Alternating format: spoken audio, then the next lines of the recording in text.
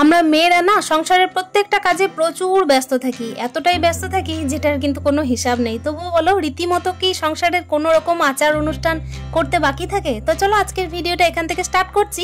Hello everyone, good morning, welcome back to my channel. আশা করছি সকলেই খুব ভালো আছো। বীরভূম জেলার ছোট্ট একটা শহর থেকে আমি সুধা আবারও চলে এসেছি নতুন দিনে নতুন আরো একটা ব্লগ নিয়ে। আশা করছি আজকের ব্লগটাও তোমাদের খুবই ভালো লাগবে, তাহলে সাথেই থাকো আমার।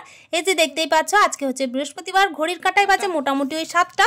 এই টাইমে দেখো ছেলেকে কিন্তু আমি এই যে এগিয়ে দিয়ে আসছি কম্পিউটার ক্লাসে।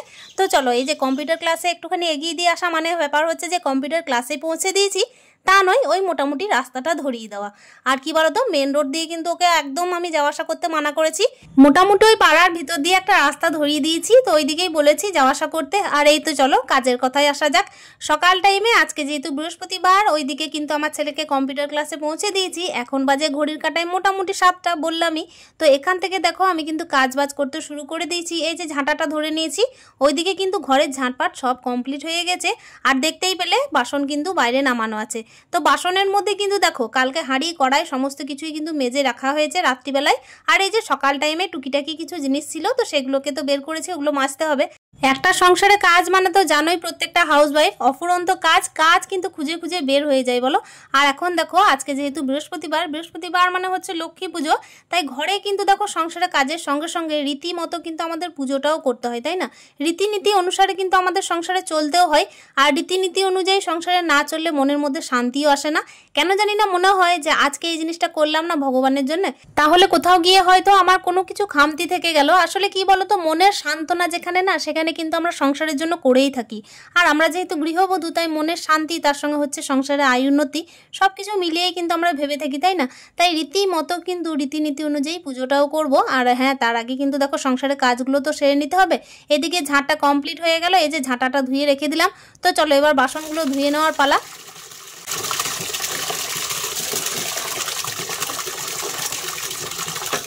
এখানে কিন্তু এই যে ফাটা গামলাটার দিকে নজর একদম দিও না। আসলে কি বলতো, এটাকে কিন্তু আমি নড়াসড়া করাতে করাতে একদম দেখো ফাটিয়ে ফেলেছি।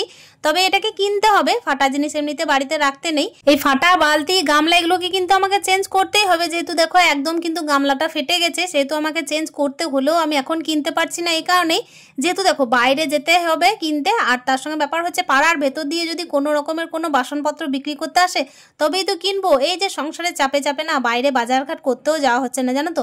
মানে সংসারে যে টুকিটাকি জিনিস একটু মনের মতো করে কিনবো, সেইগুলো করতেও যাওয়া হচ্ছে না। দেখা যাক, প্রত্যেকদিন তো ছেলের স্কুল, সংসারের কাজ, এই সামলাতে সামলাতে আর সংসারের কোনো রকমের জিনিসপত্র কেনার জন্য বাইরে যাওয়া হচ্ছে না। তো দেখা যাক কবে কিনতে যাওয়া হয়। তবে হ্যাঁ, গামলাটা অতি অবশ্যই চেঞ্জ করতে হবে। কেন কি দেখো, রীতিনীতি অনুযায়ী আমরা যদি সংসারে না চলি, তাহলে একরকম তো সংসারে অমঙ্গল আমাদের মনের মধ্যে লেগে থাকবে। মানে কি বলতো, আমরা তো যেহেতু সংসারী মানুষ, সেহেতু কিন্তু সংসারে কোনটাতে অমঙ্গল আর কোনটাতে মঙ্গল, এগুলো কিন্তু মেনে মেনেই আসছি, তাই না? তাই অমঙ্গল হোক না হোক কিন্তু আমরা মানতে বাধ্য।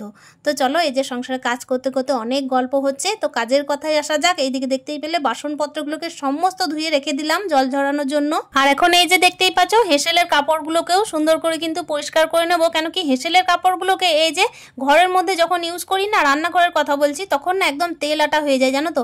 আর এগুলোকে যদি ভালোভাবে পরিষ্কার না করা হয় না, আবার কিন্তু ইউজ করতে একদম ইচ্ছে করে না। তবে হ্যাঁ, তার আগে দেখো জামা কাপড় কিছুটা ভিজানো ছিল, তো সেগুলোকে কেচে নিই। খুব একটা জামা কাপড় এখন কাচ্ছি না, জানো তো।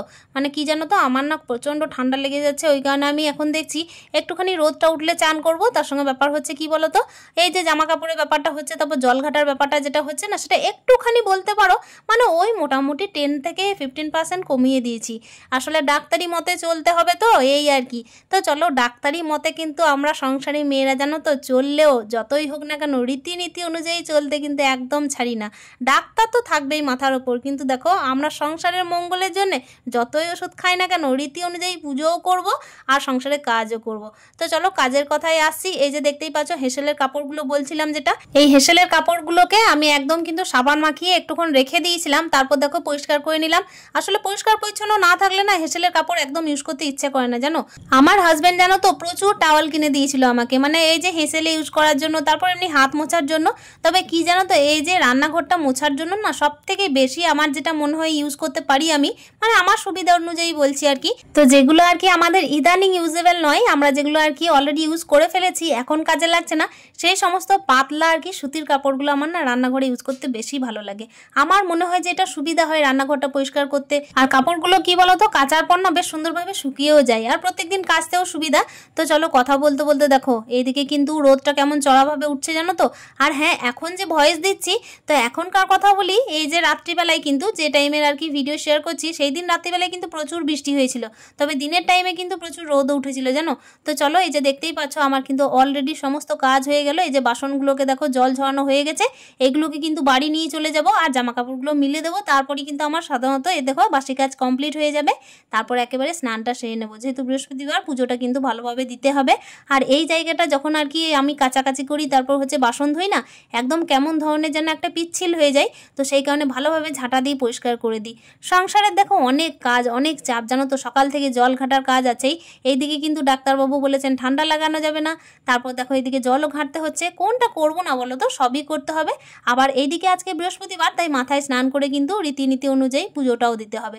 আর রীতিমতো চলতে না পারলে না, রীতিনীতি অনুযায়ী পুজো দিতে না পারলে মনটা ভালো লাগে না, এই আর কি।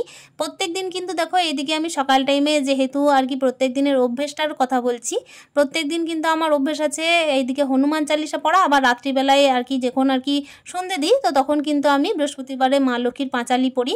আর প্রত্যেকদিন এইভাবেই করি, সেই কারণেই আর কি এটা বাদ দিতে পারি না। তো চলো জামা কাপড়গুলো মিলে দিই। আর ওইদিকে কিন্তু দেখো ঘড়ির কাঁটা কিন্তু এইদিকে দৌড়তে থাকছে।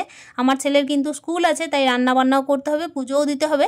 আমার ছেলে ঘড়ির কাঁটায় যখন 7টা বাজে তখন কম্পিউটারে গেছিলো, তো 8টার মধ্যেই কিন্তু মোটামুটি চলে আসে। তারপর কিন্তু একটুখানি এসে ওই টুকটাক আর কি বিস্কিট, তারপর হচ্ছে চাটা এসব খায়, তারপর কিন্তু একটুখানি গান বাজনা করে, তারপর কিন্তু স্কুলের জন্য রেডি হতে থাকে। আর এদিকে তো আমি সংসারে কাজকর্ম করতে থাকি, মানে ছেলেও দেখতে হবে, আবার সংসারে কাজও করতে হবে, আবার পুজোও দিতে হবে, সমস্ত কিছু নিয়েই আর কি সংসার। ঘড়ির কাঁটায় মোটামুটি যখন বাজে 8টা, দেখতেই পাচ্ছ এদিকে কিন্তু আমি এই যে পুজো দিতে চলে এসেছি। তবে হ্যাঁ, তার আগে আমাকে একটা কাজ করতে হয়েছে, যেটা আমাকে করতে হয়, অলরেডি করতে হয়, আমি কিন্তু অস্বীকার করছি না। প্রত্যেক দিন যখন আমি আর কি স্নানটা সারি, তখন কিন্তু ভাতের হাঁড়িটা বসিয়ে দিই। কী কারণে বসিয়ে দিই তোমরা তো ভালোভাবেই জানো, যেহেতু আমার ছেলের স্কুল থাকে, তাই ওইদিকে ভাতের হাঁড়িটা বসিয়েই কোনো কিছু কিন্তু নাড়াঘাটা না করেই একদম চলে আসি পুজো দিতে। ততক্ষণ কি হয় জানো তো, ভাতটা যেই ফুটতে লাগে না, অনেকটাই সুবিধা হয়। ভাতটা ফুটতে থাকলে কি হয়, ছেলেকে এমনি দেখো ডাল ভাত আলু সিদ্ধটাও তো টাইমে দিতে পারলে মা হিসেবে আমার শান্তি মনের মধ্যে। তারপর তো টিফিন বানানো থাকে, ওকে স্নান করানো থাকে, আর একা সংসারে তো অনেকটাই দায়িত্ব, তাই না, কোনটা বাদ দিয়ে যাই বলো। এদিকে পুজোটাও করতে হবে, পুজোটা না দিলেও মন মেজাজ ভালো লাগবে না। এদিকে ছেলেকেও টাইমের মধ্যে খাইয়ে দেয় স্কুলে পাঠাতে হবে। আবার ছেলেকে দেখো টিফিনটা না বানিয়ে দিলেও হবে না, কেন কি টিফিন টাইমে যদি ও না খেয়ে বসে থাকে, সেটা তো আমার পক্ষে একটা কী ধরনের একটা ব্যাপার হবে বলো তো, মা হিসেবে আমি ফেলিওর হয়ে যাব। সেই কারণে সব কিছু একদম টাইমলি করার চেষ্টা করি। আর হ্যাঁ, তার সঙ্গে সংসারের মঙ্গলের জন্য রীতিনীতি অনুযায়ী পুজোটাও দেওয়ার চেষ্টা করি। আজকে যেহেতু দেখো বৃহস্পতিবার, বৃহস্পতিবার মানে হচ্ছে মা লক্ষ্মীর বার, আর মা লক্ষ্মীর বারে যদি একটুখানি সাজিয়ে গুছিয়ে পুজো না দিতে পারি না, যতটুকুই আছে আমার, যা আছে আমার, আর যতটুকু আমার সময়ে কুলায় আর কি। আমার ক্ষেত্রে তো দেখো একার সংসারের সময়টাই একটা ফ্যাক্টর, যে আমি যে 1 ঘন্টা ধরে পুজো দেবো সেটাও আমার করা চলে না। তবে হ্যাঁ, রীতি অনুযায়ী কিন্তু চলার চেষ্টা অতি অবশ্যই করি। সন্ধ্যে টাইমে একদম ধৈর্য ধরে আমি পাঁচালিটাও পড়ি, খুব ভালো লাগে জানো তো। আর এই যে দেখো খুব সুন্দর করে ঘরটা সাজিয়ে নিয়েছি, আজকে কিন্তু ঘরটা একটু বেশি ভালো করেই সাজিয়েছি।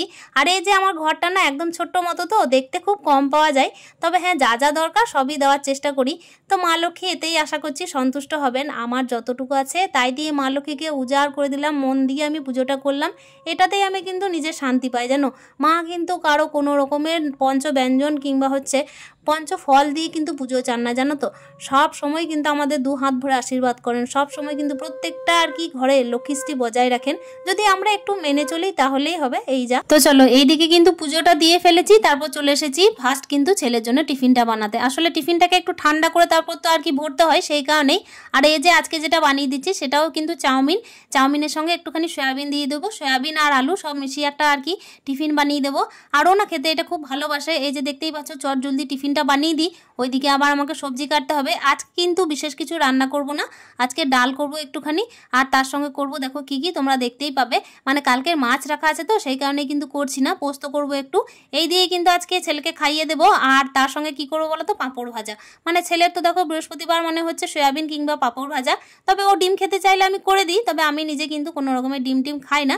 আর আমার ছেলেও না এখন বুঝে গেছে যে মোটামুটি ওই বারগুলোতে ডিম না খেলেও চলবে, মোটামুটি সয়াবিন আর এদিকে পাঁপড় হলেই চলবে। হবে। আর এমনিতেও দেখো সয়াবিনটাও কিন্তু প্রোটিনে ভরপুর। সয়াবিনের মধ্যে এতটাই প্রোটিন আছে যে একদিন যদি বাচ্চা ছেলে ডিম না খায় না, তাহলেও কিন্তু প্রোটিনের ঘাটতিটা একদম বুঝতে দেয় না। তো চলো, এই যে দেখতেই পাচ্ছ ছেলের কিন্তু টিফিন প্যাক হয়ে গেছে অলরেডি, কিন্তু দেখো ঢাকনা দিয়ে দিলাম, ঠান্ডা হয়ে গেছে সেই কারণেই। আর ওইদিকে দেখো আমি এই যে সবজি কাটছি, যেটা কাটছি সেটা হচ্ছে খেরো। তো খেরো দিয়ে আজকে ভাবছিলাম মুগের ডাল করব, তো তারপর দেখছি কি মুগের ডালটা না অনেকটাই কম আছে, সেই কারণেই দেখলাম যে না আজকে কিন্তু ডালটা না করে এদিকে কিন্তু আমি এইদিকে কলাইয়ের ডাল করেছি, জানো, মানে ওই যে মাসকলাইয়ের ডাল করেছি, আর তার সঙ্গে খেরোর একটা পোস্ত করব, আর ওই যে বললাম পাঁপড় ভাজা কিংবা হচ্ছে সয়াবিন। আর ওইদিকে কিন্তু দেখো আমি ভাতটা বসিয়ে দিয়েছিলাম, ডালটাও অলরেডি হয়ে গেছে। তো চটজলদি এদিকে কিন্তু রান্নাটা করে নিচ্ছি। আর মাছটা আছে সেটা কিন্তু আমি একদম লাস্টে গরম করে নেব। ফ্রিজের মধ্যে কিন্তু কালকেকার মানে মাছটা রাখা আছে। এদিকে আলু কলা দিয়ে মাছ করেছিলাম ওইটা, তো ছেলে মাছ খাবে না সেই কারণে কিন্তু ওকে দেবো না, তবে এই যে ওর জন্য যেগুলো রান্না করছি সেগুলো তো চটজলদি করে নিতে হবে। আচ্ছা, সংসারে কাজকর্ম আর সংসারের রীতিনীতি আমরা কখন থেকে মানে বুঝতে শিখেছি বলো তো? যখন থেকে সংসারে ঘানি টানতে লেগেছি। তার আগে কিন্তু এতটা ভ্রুক্ষেপ করতাম না, যখন কিনা দেখতাম যে বড়রা সংসারটা হ্যান্ডেল করছে তখন কিন্তু এতটা বুঝতাম না। কিন্তু আজ যখন নিজে থেকে আর কি সংসারের সমস্ত কাজ করি না, তখন বুঝতে শিখে গেছি যে রীতিনীতি কি কি সংসারের কাজ আর কিভাবে বা সংসারে হালটা ধরতে হয়। তো চলো চটজলদি কিন্তু এই যে দেখতেই পাচ্ছ খেরোটা কাটা হয়ে গেল। আর খেরোটা কাটার পর এই যে সবজির খোসাগুলো আছে এগুলো তো বলেছি পাশের বাড়ির কিন্তু এক কাকিমা নিয়ে যান, তো এগুলোকে কিন্তু আমি একদম ফেলি না, জানো তো, সুন্দর করে এই যে ঘরের মধ্যেই রেখে দিই, এই কৌটোর মধ্যে ভরে দিলাম। তারপর কিন্তু ওনার আসা টাইম হয় যখন, তখন কিন্তু আমি এই যে বাইরে গিয়ে দিয়ে আসি। আর এই তো এই জায়গাটা মানে ধাড়িটার মধ্যে যেটা আর কি আমার প্রত্যেক দিনের অভ্যাস, ওটা দিয়ে চলে এসেছি। তো চলো এবার কিন্তু চটজলদি এই যে খেরোর পোস্তটা করে নিই। আর একেবারে দেখো রান্নাবান্না দিয়ে আজকে ভিডিওটা শেষ করব, মানে রান্নাবান্না হয়ে যাবে, তারপর কিন্তু প্রত্যেকের কাছে বিদায় নেব। সংসারে হাল ধরে সকাল থেকে একদম সারাদিন কাজ করার পরে এমনিতে দেখো লক্ষ্মী পুজোটাও সেরে নিলাম রীতিনীতি অনুযায়ী। তো চলো আজকের ভিডিওটা তোমাদের কেমন লেগেছে অতি অবশ্যই একটা সুন্দর কমেন্টের মাধ্যমে জানানোর চেষ্টা করো। দেখা করছি তাহলে অন্য দিনের অন্য আরও একটা ভিডিও নিয়ে। প্রত্যেকে ভালো থেকো, সুস্থ থেকো, স্টে হ্যাপি হ্যাপি হ্যাপি মন, টাটা।